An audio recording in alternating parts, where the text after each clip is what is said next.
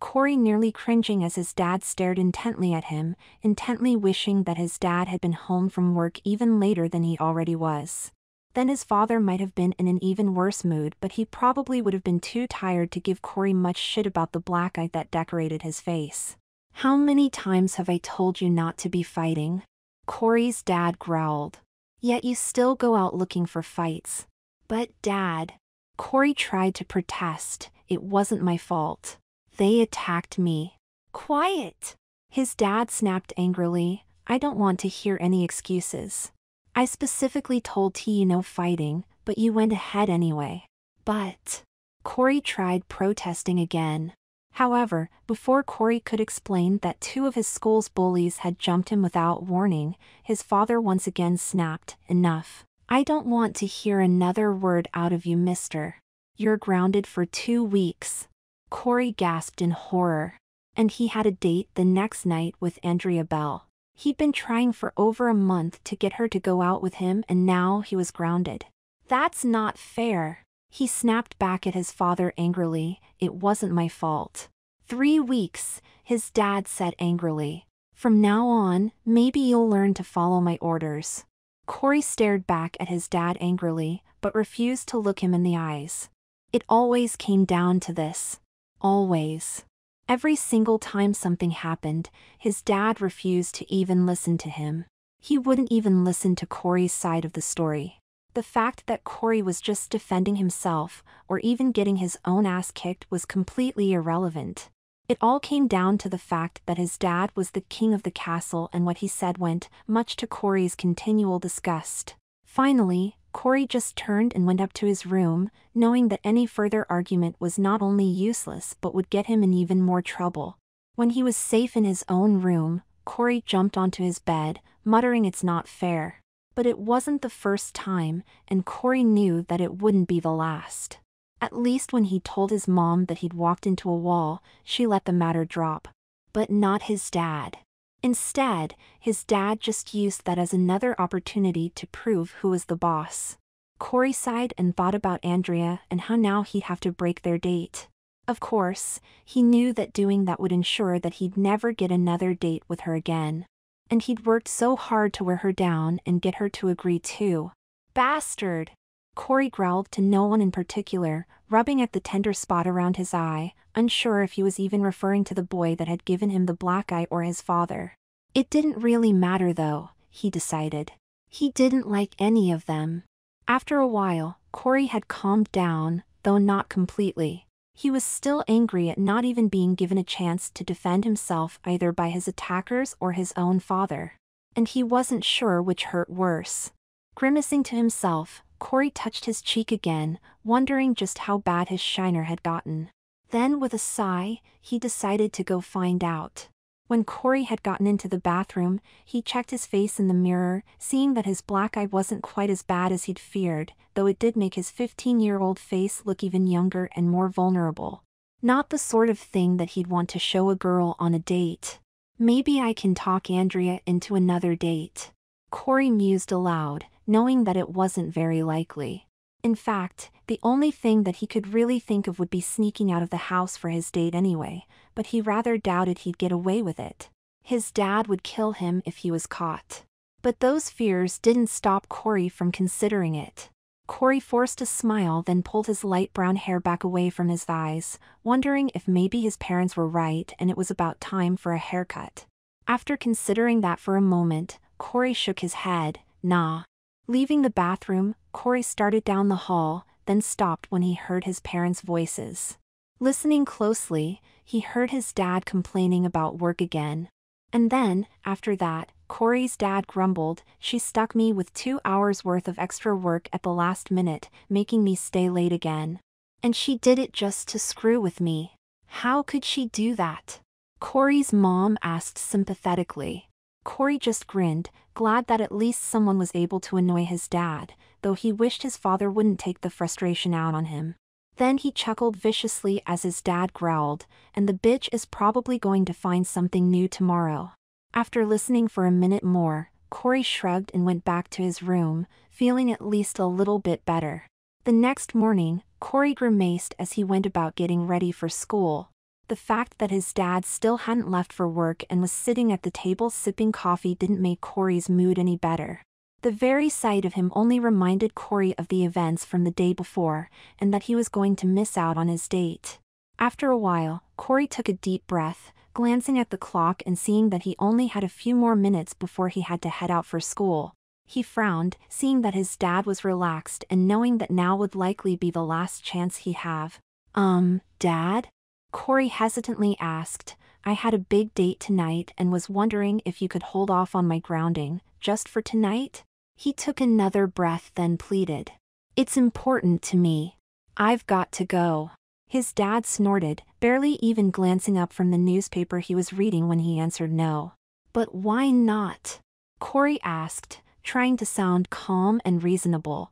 At this, his dad looked up and scowled, beginning to look very annoyed. Because I said so, he snapped, and I'm the boss. Corey gasped, trying to think of something that might convince his dad of how important this was and make him change his mind, but before Corey could come up with anything, his dad added, Now get your ass moving, boy. If you're late for school, you'll definitely regret it. Corey stared at his dad in angry disbelief. Once again he'd been brushed off without being listened to. If that's the way it's going to be, he muttered to himself, turning and hurrying out the door before he lost his temper and said something that would really get him in trouble. After all, it seemed like lately that was not very difficult to do. Once Corey was safely outside, he slowed down as he walked towards the bus stop, still burning with anger. He grimaced, clenching his fists tight and muttering fucking bastard. What right does he have to do that to me? Corey snorted, knowing that it was useless to argue or fight back. His dad always won. It was the rules of the house. Even if he was absolutely wrong and Corey could prove it, his dad was always right. And unfortunately, his mom just stood back and might as well not even have been there. Damn! Corey growled, kicking at a rock on the sidewalk and watching it skip along. Then he noticed something shiny on the sidewalk next to where the rock stopped. Curious about what it was, Corey bent over, seeing that it was some sort of coin that looked like it was made of gold or something similar and was about the same size as a silver dollar. He picked it up and stared at it, seeing that one side of the coin had a picture of a lamp. The sort that genies were supposed to come in. When Corey flipped it over, he noticed the writing on the other side that read token. Good for one wish. For a moment, Corey almost smiled, deciding that he'd found some sort of novelty or toy, then he sarcastically muttered, Yeah, right. Corey sneered, clutching the coin tightly in his hand as he continued walking to his bus stop. Somehow, just clenching the thing tightly made him feel a little better, though not much. When Corey got to his bus stop a minute later, he saw that he was once again going to be the only person picked up, which suited him just fine since he didn't want to deal with anyone else at the moment. Not with the mood he was in. Glaring at a tree across the street, almost as if it were the one responsible for everything, Corey thought about his recent bad luck and grew even angrier. During the recent school year, several of the kids had taken a severe disliking to him, no doubt due to the fact that he'd insulted one of their friends. However, they took that as the perfect excuse to make his life miserable, often outnumbering him and beating him up. And his father always seemed to assume that it was his fault. That he somehow asked to be beaten up or that he was the one picking the fights. But of course the fights were nothing compared to losing his date with Andrea. Or even worse, the way his own dad treated him. Corey grew even angrier as he remembered how his dad had treated him the night before. How he'd refused to even listen to a single word that Corey had said. Time and time again it happened. Grounded for 3 weeks because I get beat up. Corey growled to himself. I can't believe it. And then of course, there was what had just happened. Because I said so. Corey mocked. Because I'm the boss. Corey glanced down at his hand, remembering the token that it held and muttered, Well, I wish I was the boss. That I could order him around. Then I'd show him. For a moment, Corey was so focused on his anger that he didn't notice the warmth in his hand. Then when he became aware of it, he opened his hand and stared at the token in amazement. It was glowing, and was very warm against his skin, almost hot enough to burn him, but not quite. Corey just gasped, his anger forgotten for the moment as he stared at the thing, half tempted to drop the coin but almost unable to. Then suddenly, the glow grew stronger and the coin itself seemed to vanish, being replaced by a brilliant light that exploded from Corey's hand, leaving him blind and confused as reality seemed to drop out from underneath him. Corey gasped and stared around him, confused and disoriented. One moment he was standing at the bus stop, then suddenly everything changed. Now, he was more than a little startled to see that he was in some kind of room. And from the look of it, and the large desk in front of him, it only took Corey a few seconds to realize that he was in some sort of office. "What the hell?" Corey whispered as he stood up from the chair he'd found himself on, then noticing something else that was odd. Something even odder than finding himself in the strange office. His entire body felt wrong. Very wrong. And it only took one glance down for Corey to see why. "Oh my God," he gasped, staring at not only the unfamiliar gray suit that he was wearing, but at the way the front of it pushed out. Gulping, Corey looked down at himself, his sinking feeling getting even worse as he did so. It didn't take a genius to realize he was not only in the wrong clothes, but from the looks of it, the wrong body as well. Suddenly remembering the coin, and what he'd been thinking aloud while holding it, Corey gasped again. It can't be real. But he knew that it was. There was no doubt that something had definitely happened and that the coin was responsible. Staring at his very feminine-looking hands and the perfect red nails done up in a French manicure, Corey whispered, "I've been turned into a girl." He gulped, then glanced down again, looking past the swellings on his chest to the dark gray skirt that cut off just above his knees and then past the nylons that covered his legs to the professional but sexy-looking pair of black high heels that he was wearing. "Oh boy," Corey added as an afterthought. For nearly a minute, Corey stood where he was without moving, just staring at himself in disbelief and shock. Then he glanced around the office again, this time trying to see if there was anything that might tell him exactly where he was or why. Corey smiled faintly as he noticed a mirror on one wall and slowly started walking towards it, not even noticing that he felt perfectly comfortable walking in the high heels. As soon as Corey could see himself in the mirror, he fought back the urge to gasp again. The woman who looked back had red hair, pulled back into a professional-looking bun, and was wearing earrings that dangled only slightly. Her makeup was very tastefully done, making her look professional, but at the same time, extremely attractive. Corey licked his lips nervously, tasting the lipstick that covered them and staring at the brilliant green eyes that looked back, guessing that the woman in the mirror was in her late 20s. And from what he'd already seen from glancing over himself, she seemed to have a very attractive body, dressed in a gray business suit which, like her makeup, helped make her look both professional and gorgeous at the same time. "Unbelievable," Corey said, stunned and trying to make sense of what had happened. He stared at his reflection again, having a strange feeling of recognition. But ignoring that, Corey opened his mouth and stuck out his tongue, noticing as he did so that even his teeth were completely different. While his own had been slightly crooked, his new ones seemed to be perfect. After Corey was done looking at his teeth, he examined the rest of his face again, still getting the feeling that he knew this woman from somewhere, though he couldn't place exactly where. The sense of familiarity grew stronger, though Corey didn't have a name to go with the face. Then suddenly the name came to him. Meredith Brooks. Corey whispered, knowing for a fact that this was the right name. It only took him a moment longer to remember that it was the same name as his dad's boss. "Oh my," Corey whispered in realization, now knowing why that strange token had done this to him. He'd said something about wanting to boss his dad around, and now he had become the boss. Then Corey smiled faintly as he remembered that this was the same woman that his dad always called a bitch. Stepping back from the mirror, Corey leaned against the desk, trying to make some sense of everything that had happened to him and everything that he was feeling. But then his thoughts were disturbed by a hesitant knocking on the door. "Yes?" Corey said aloud, nervously wondering who it could be and if they would notice that something was wrong. The door opened and a very pretty blonde woman in her early 20s came in, looking rather nervous herself. "Here's the coffee you asked for a little while ago, Ms. Brooks," the blonde said, carefully holding out a cup. "I'm sorry it took so long to make." Corey looked at the woman for a moment, carefully taking the cup in his hand and trying not to spill it. That's all right. Corey gulped, wondering who she was. Then suddenly the answer came to him. The woman was Meredith's secretary and clerk. Thank you, Anne. Corey told her, relieved as the secretary quickly turned and left. How did I know her name? Corey asked himself in surprise, staring at the closed door as he tried to figure it out. While Corey was thinking, he couldn't help but noticing the smell from the coffee that was still in his hand. Oddly enough, it smelled good.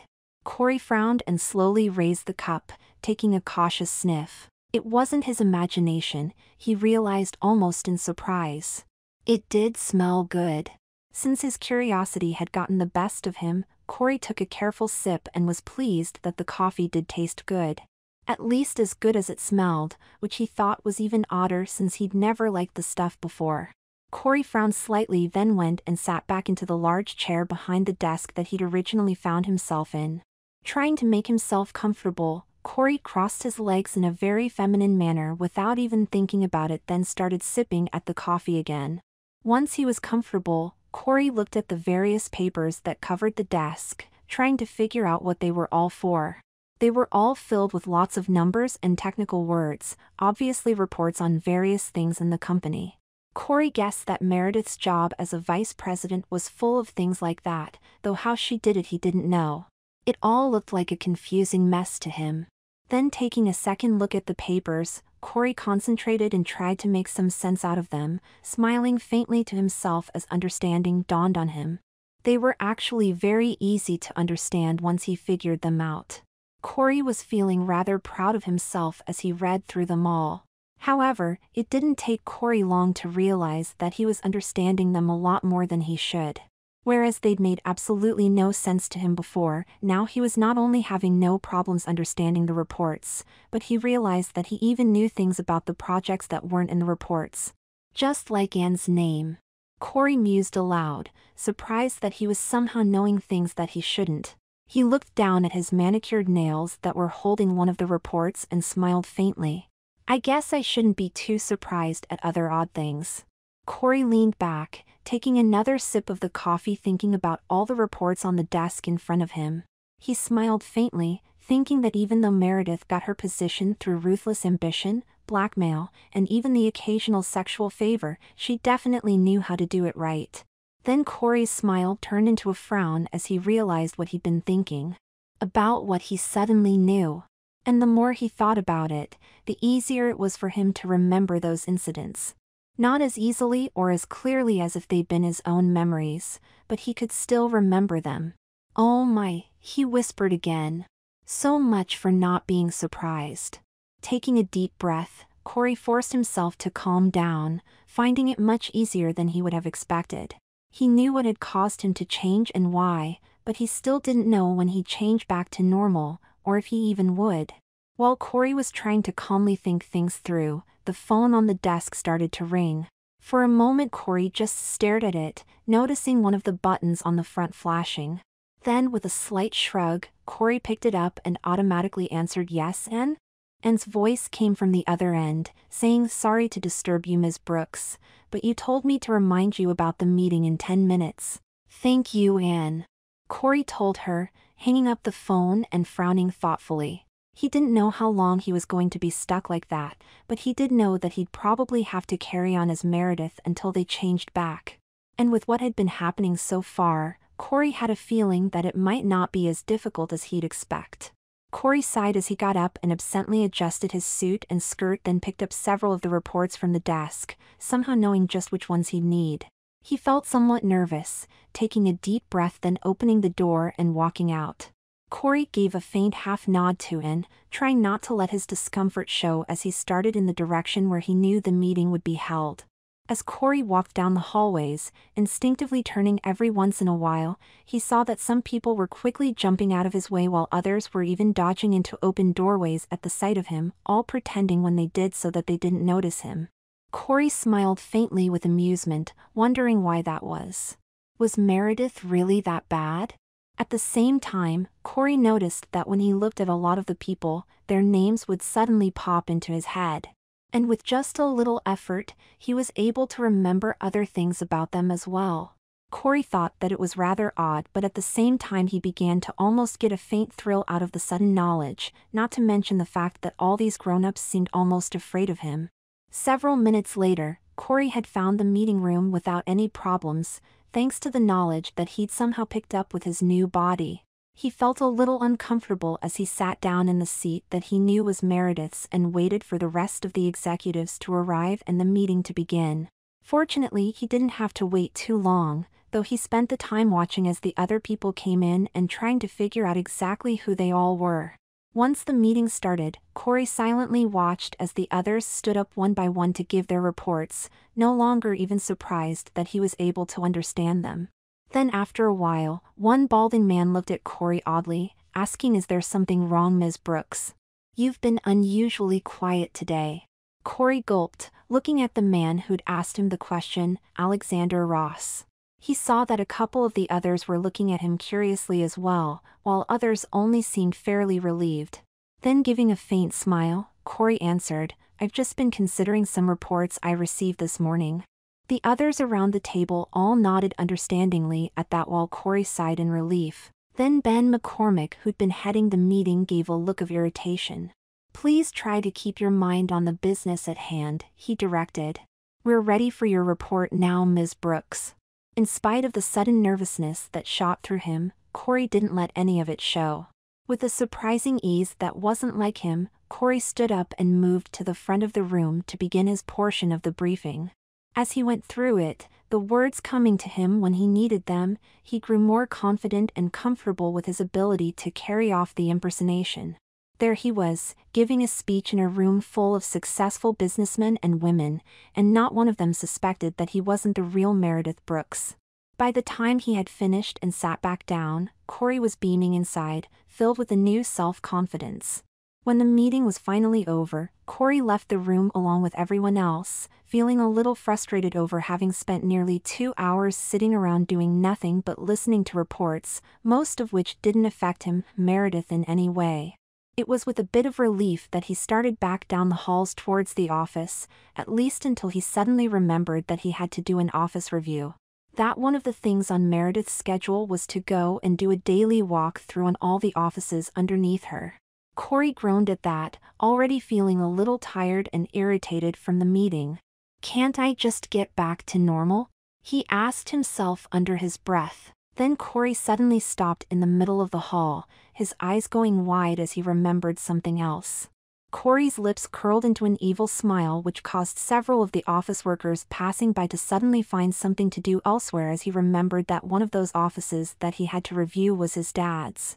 Who, he thought to himself as he started to storm down the hall again with a renewed sense of purpose and confidence, "Now this is going to be fun."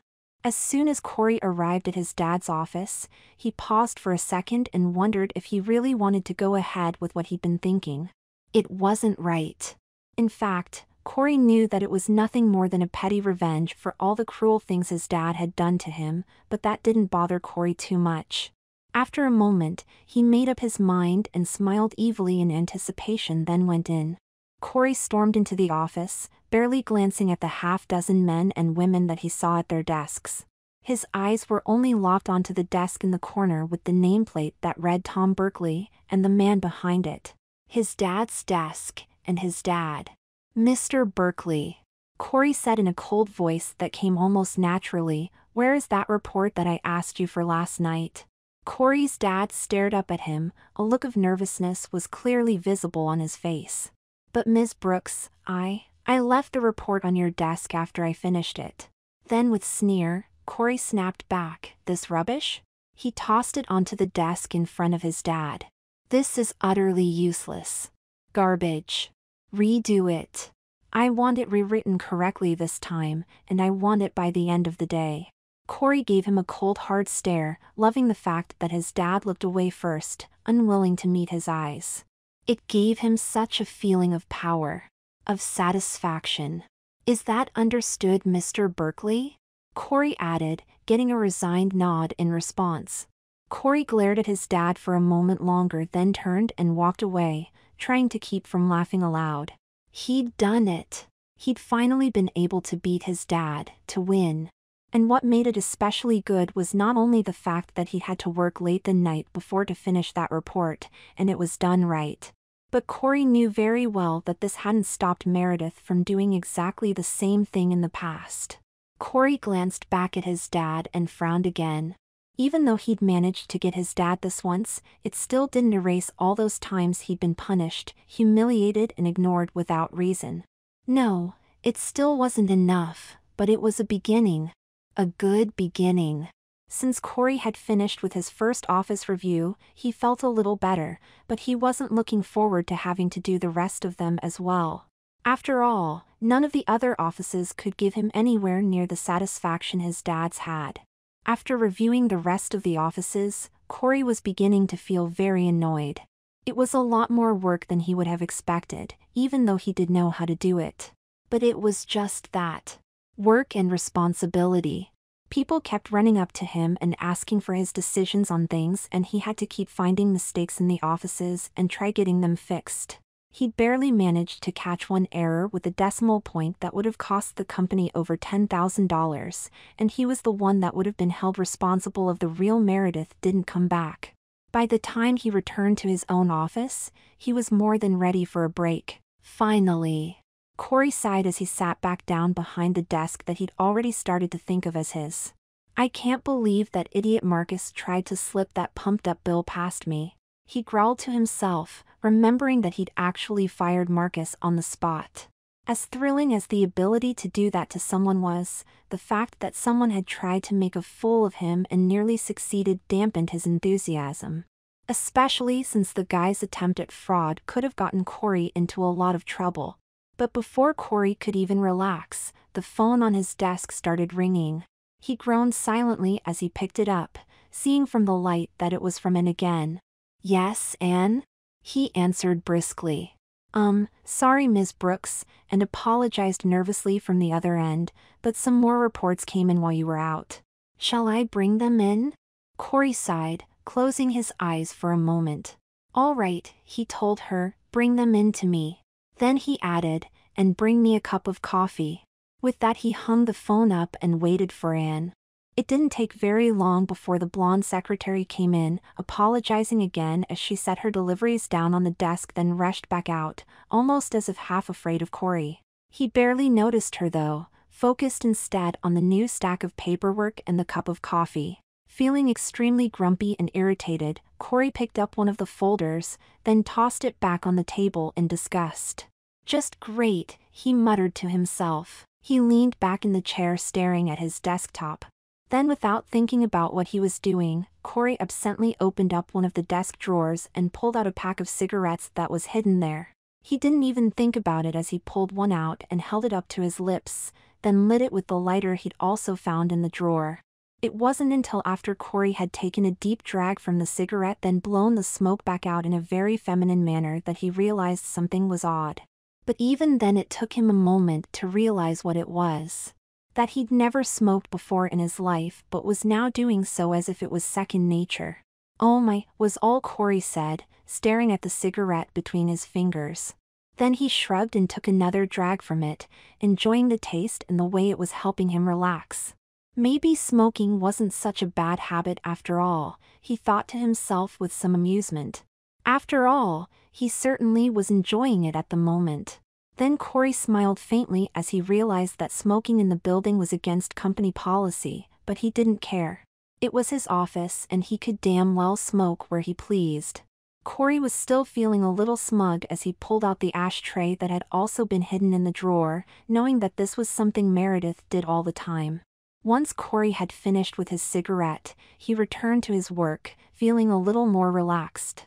He spent the next several hours at Meredith's job, his for the moment. Corey wasn't particularly thrilled by the paperwork, but he did get a charge from the fact that he was in charge of a bunch of people. Even if most of them did seem to be idiots to him. For lunch, Corey went to an expensive restaurant with several other company bigwigs and was somewhat amused when he noticed the way that some of the men in the restaurant were watching him. It made him feel a little strange, sort of disgusted but thrilled at the same time, which was especially odd for Corey since he knew exactly what they were thinking. He just smiled faintly, not letting any of his watchers think that he noticed them at all while he went about his lunch. However, before he was finished at the restaurant, Corey looked at the rather pretty woman in her mid to late 30s who had been their waitress. The whole time she'd been serving them, Corey had gotten more and more annoyed with her. He couldn't say what it was about it, but for some reason he'd just taken an instant dislike to her. Then as they were paying their bill, Corey wouldn't resist the urge any longer. Too bad the service wasn't worth a tip. He sighed as if he was truly sorry, seeing the look of disappointment on the woman's face and somehow feeling both guilty and predatory at the same time. Ross shook his head slightly, then set the payment on the table, along with a healthy tip. Corey frowned slightly at that, feeling annoyed for some reason. Then with a shrug, he was about to say that she could certainly use the charity to buy herself a nose job when he suddenly froze. Corey gulped, wondering why he was feeling so bitchy. He glanced at the waitress a little guiltily, though didn't bother to apologize. After all, she was still just a waitress. He snorted faintly in disdain and went back to the office with the others. Once back at the office, Corey immediately went back to work, throwing himself into his new job, trying to forget how he'd almost lost control of himself in the restaurant. He'd never been rude and insulting like that, not to anyone, but he still couldn't help himself. And what had made it worse was that the very act of doing so had made him feel better. More important. Soon though he lost himself in the paperwork, letting himself forget about the small incident in the restaurant. After all, he reminded himself, it was only one small incident, and with a waitress at that. What was there to be worried about? Corey sat at his desk, staring at his computer screen thoughtfully, smiling faintly at the look on his dad's face just a short while earlier when he dropped another load of work on him. It had been priceless. Just then, Anne's voice cried out from the other room, "You can't go in there. You don't have an appointment." Then suddenly the office door swung open and Corey was startled to see someone storm in with an angry look on his face. Corey stared at the teenage boy for a moment in confusion, knowing that he looked very familiar but unable to place where. Then his eyes went wide as he recognized his own face. "Oh my!" Corey whispered to himself in surprise. "Give me back my body," the other Corey demanded. Corey stared at the boy, finding it rather hard to feel intimidated by him in spite of his threatening manner. He just seemed so childish. Like he was throwing a temper tantrum. But before could say anything, and came through the door, looked scared but determined at the same time. "I'm sorry, Ms. Brooks," and said apologetically, "but I couldn't stop him." "Do you want me to call security?" For a brief second Corey considered doing just that, then he shook his head. "No, Anne. I'll deal with this. Just close the door." And looked a little confused but did as she was told with a "yes ma'am," leaving Corey alone with the other Corey. After a moment's silence, Corey said, "Meredith, I presume." The real Meredith nodded her head, looking very mad. "Give me back my body. I was forced to go and spend the whole day at your school, even getting beat up by bullies." Then she threatened, "If you don't give me back my body, You'll what?" Corey couldn't resist asking, not feeling in the least impressed. Meredith's, Corey's old face turned bright red. "I'll make you sorry," she threatened again. Corey only sneered slightly, staying behind the desk and almost feeling amused. Then after a moment of uncomfortable silence, Meredith changed tactics. "Please give me back my body." She looked almost as if she was going to cry, which made Corey almost begin to get disgusted. "Please. How did this happen? This kind of thing can't happen." Corey frowned thoughtfully, thinking about the strange token that he'd found. The token that had obviously caused their exchange of bodies. It had said that it was good for one wish, and Corey knew very well that it had already been used. If Meredith didn't have the token, then that meant it must really have disappeared when it was used. That it hadn't been his imagination. If that was the case, he didn't know how to change them back. Finally, Corey lied, "I don't know. I suddenly found myself in this office, then he gestured down at himself, like this. After all, Corey decided he didn't need to tell her that he was the one responsible, even if he didn't realize it at the time. Meredith shook her head. No. It can't be. You have to know how we can change back. She started to look angry again. Give me back my body or I'll make you. I'll tell everyone that you're a fake. Beginning to get annoyed himself, Corey snapped. You'll what? You'll tell everyone that you're really a woman trapped in a little boy's body? Do you really think that anyone will believe you? That you won't be put in psychiatric care? You said it yourself, this kind of thing just doesn't happen. Meredith gasped. I'll find a way. She didn't sound very certain though. Fear was visible in her eyes. At that, Corey gave a predatory grin, sensing her weakness. You'll do no such thing. If you say a word to anyone, you'll be the one in trouble. And if you do anything to cause me trouble.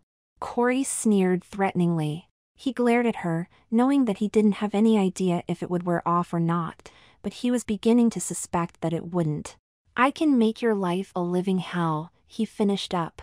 Once again, Meredith paled, then took a step backwards, looking very intimidated. But how?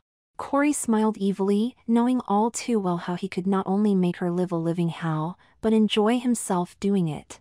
After all, she'd inadvertently done it to him countless times. Quite simple, really. Corey said smoothly, shit rolls downhill. When she looked at him uncomprehensively, Corey added, surely you have access to my knowledge, just as I do yours. She nodded faintly, then Corey continued, then you know how your dad treated me. Meredith got a look of concentration on her face, then she gasped, looking even more nervous. Oh my, she said simply, looking very pale. But what does that have to do with it? Still smiling wickedly, Corey said, I can make his life a living hell here, and he'll take his frustration out at home. On the same person that he always has. Meredith paled even further, though Corey would have doubted that was even possible a moment earlier. And just imagine how much worse it would be if I fired him. Once again Meredith gasped, looking at Corey with a renewed terror. You wouldn't. She whispered. Wouldn't I? Corey answered in a cold, cruel voice that was not uncommon coming from Meredith's body. You bitch. Meredith gasped.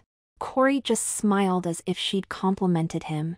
Then in a calm, controlled voice, Corey told her, I don't know how we got in this situation, and I don't know if we'll ever get back to normal. He paused and gave Meredith a calm look, then continued, do you really think I want to be stuck as a woman?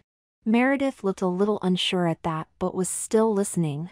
But we seem to be stuck like this, so get used to it. Once again Meredith gasped, which Corey was beginning to get annoyed by. Now I've got work to do, so please leave my office. Corey smiled evilly at Meredith once more, loving the terrified look on her face. If you're now out of here in a minute, I'm calling security. And if I ever see you here again, I will not only call security but will make your life so miserable that you'll wish you were dead. Now goodbye, Corey. All right. Meredith whispered, you win. She looked afraid and very nervous, but she turned and left. Corey even heard her mutter bitch under her breath. Once Meredith was gone and the door was closed once again, Corey leaned back in his chair and chuckled to himself. He loved the look on her face, the fact that she was practically cowering from him. It gave him such a feeling of power, of control. For the first time in his life, he was the one in control and he relished every moment of it. Corey pulled out a cigarette, holding it very femininely in his hand as he lit it, took a drag and blew the smoke out to the side. He smiled in satisfaction, deciding that maybe his new life really wouldn't be so bad.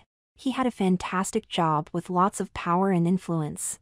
It gave him the perfect way to finally get even with his dad. To turn the tables. Of course he wouldn't really fire him like he told Meredith, not when it was so much funnier to keep him right there. For a moment Corey just thought about his dad, then frowned. It just didn't feel right at all to think of him as dad anymore. Not in the least. After all, how could he possibly consider that spineless worm to be his father?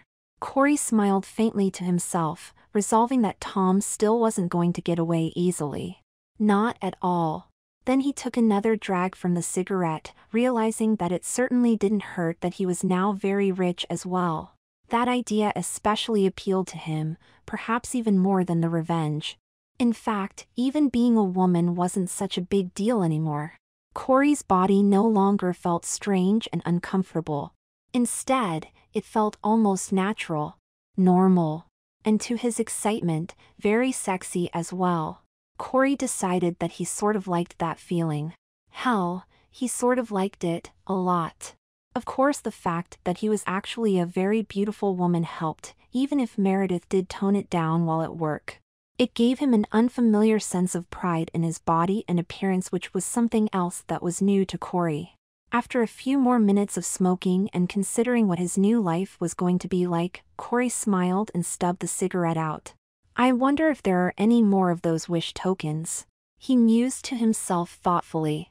He smiled as he considered what he might wish for if he found another. It was certainly an interesting idea, though he had nothing that he really wanted at the moment.